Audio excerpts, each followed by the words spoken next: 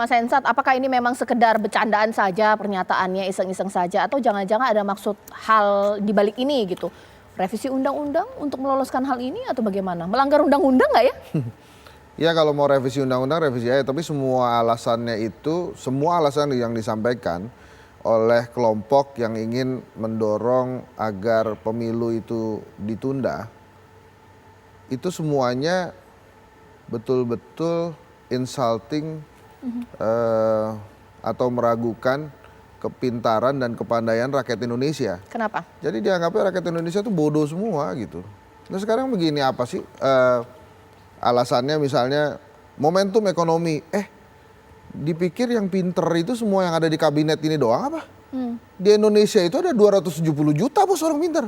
Nggak cuma yang di kabinet ini, belum tentu yang di kabinet ini paling pinter kok. Gitu, terus apa lagi? Covid. Waktu itu juga kita bikin setengah daerah pilkada Covid tuh. Emang cuma gara-gara Mas Gibran mau maju doang, gara-gara Mas Bobi mau maju doang kemudian maju. Jadi begitu-begitu kan sebetulnya udah ada tuh di masyarakat bahwa ini lagi Covid dipaksa pilkada ya karena ada Mas Bobi dan Mas Gibran gitu kan. Kan nggak gitu juga gitu. Iya. Jadi jangan kemudian dianggapnya masyarakat tuh bodoh semua. Iya, saya paham memang ada jurisprudensi yang bisa mengacaukan jadwal pemilu atau pemilu yang tidak sesuai dengan jadwalnya. Misalnya waktu 98 tuh kan ada reformasi 98, pemilu sebelumnya harusnya 5 tahun tapi dipercepat jadi 99. Lah tapi kan itu ada kejadian luar biasa. Sekarang ini kan nggak ada kejadian luar biasa. Covid-nya sudah berhasil ditanggulangi. Itu coba dibuka hasil surveinya Kedai Kopi dan lembaga survei yang lain. Apa sih yang memuaskan kinerja dari pemerintahan Jokowi Ma'ruf? Nomor satunya apa coba? Penanganan Covid. Terus Covid mau dijadiin alasan perpanjangan jadwal pemilu. Itu kan insulting intelijensia rakyat Indonesia gitu.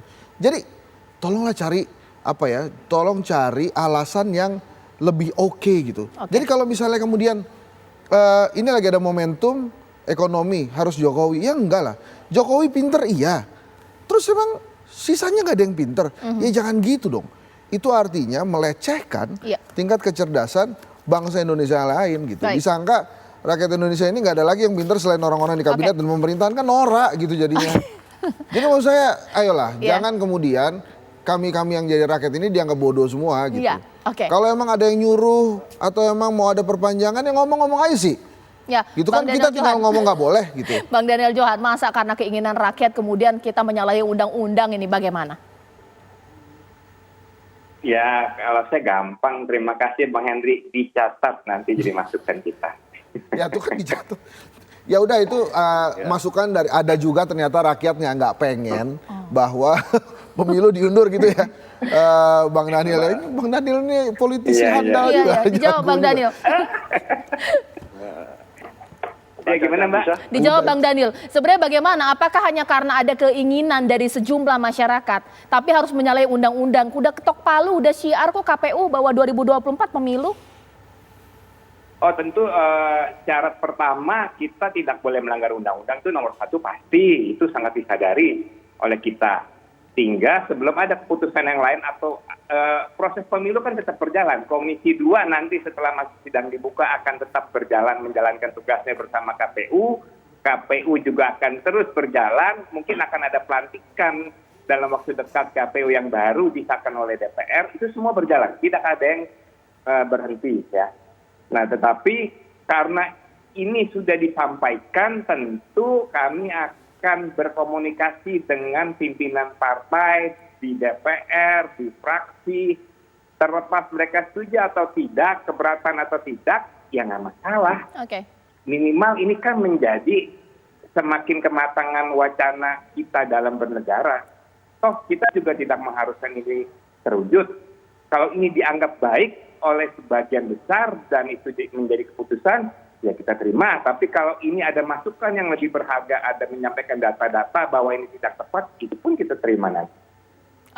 Sekarang mungkin saya ke Mas Herzaki. Mas Herzaki, kondisi seperti ini kan stabilitas nasional, suasana kebatinan masyarakat kan harus kita jaga betul. Seharusnya karena ini sudah 2 partai yang mengatakan bahwa pemilu akan diundurkan, dari pemerintah presiden atau mungkin dari PDIP, seharusnya apa sih? Apa menegur janganlah, sudah sesuai saja, atau mungkin ya biarkan saja, ini sudah hak individu mengeluarkan pendapat. Bagaimana Mas Herzaki? Ya, kalau kami melihat bahwa tadi Pak Nusirwan juga sudah menyampaikan dan juga Sekjen PDIP sudah menyampaikan, sehingga PDIP sebagai partai pengusung utama Bapak Presiden Joko Widodo kan jelas bahwa menolak nih usulan untuk penundaan pemilu ini gitu. Jadi terima kasih, berarti kita sejalan sama-sama menjaga amanah konstitusi, reformasi dan juga menjaga demokrasi di Indonesia. Bapak Presiden Joko Widodo kan juga sudah berulang kali menyampaikan sebenarnya.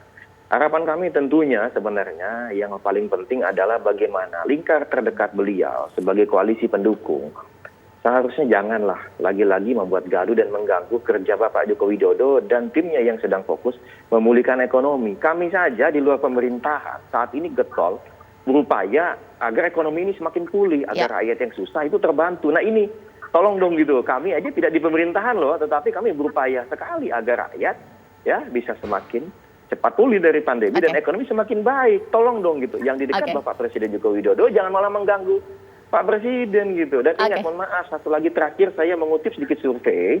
Mohon maaf nih, saya mau nyari yang kedai kopi belum dapat nih Bang Hendy, nanti mungkin boleh dikirim ke saya. Dari indikator politik nih. Nanti saya cari izin. Indikator politik ya, mohon maaf nih, di September dan Desember kemarin 70% responden menolak masa jabatan Bapak Presiden Joko Widodo diperpanjang. Terus rakyat yang mana nih sebenarnya nih gitu? Masa satu atau dua orang kemudian ingin memperpanjang lalu kemudian ada disampaikan gitu ya, tolong dibuatlah, dikaji benar-benar secara ilmiah gitu ya, baru disampaikan, jangan hanya asal cetusan-cetusan. Ini berbahaya loh, ide-ide kayak gini malah mengganggu pemulihan ekonomi dan tadi suasana kebatinan maupun psikologi rakyat ya. Dari demokratis seperti itu Mbak, kita patuh saja pada konstitusi, jaga amanah reformasi dan demokrasi Indonesia. Baik, terakhir Pak Nusirwan, ini bagaimana, ada masukan dari Mas Herzaki, lingkar terdekat dari Pak Presiden jangan bikin gaduh nih, bagaimana? Ya, tentu kalau itu ditanyakan kepada yang menciptakan kegaduhan ya, bukan ke saya, karena kami tidak dalam posisi seperti itu. Yang ingin kami sampaikan bahwa terkesan tadi dari ucapan Pak Henry juga seolah-olah sepertinya itu banyak diinisiasi, ada keinginan dari pihak pemerintah.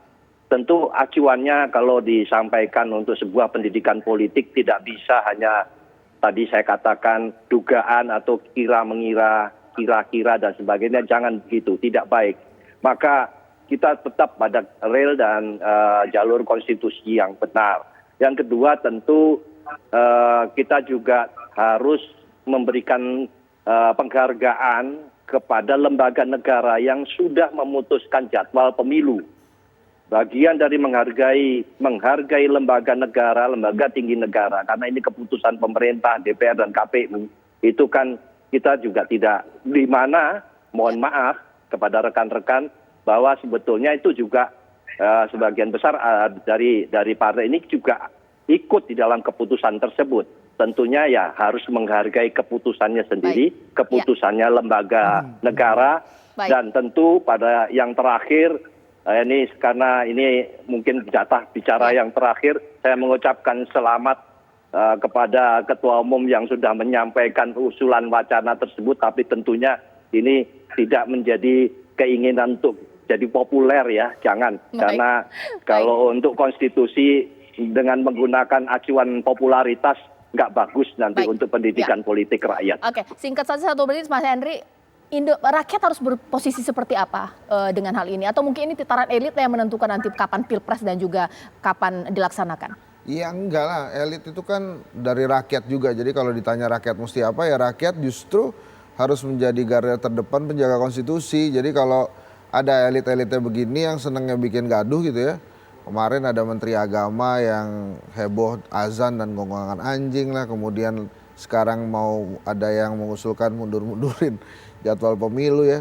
Ya udah jangan begitulah, itu kan terlalu remeh-temeh ya. Semarilah kita ya sekarang yang bener aja gitu berbangsa. Jadi kalau tadi Mbak Caca bilang rakyat mesti gimana, ya rakyat harus ikut konstitusi.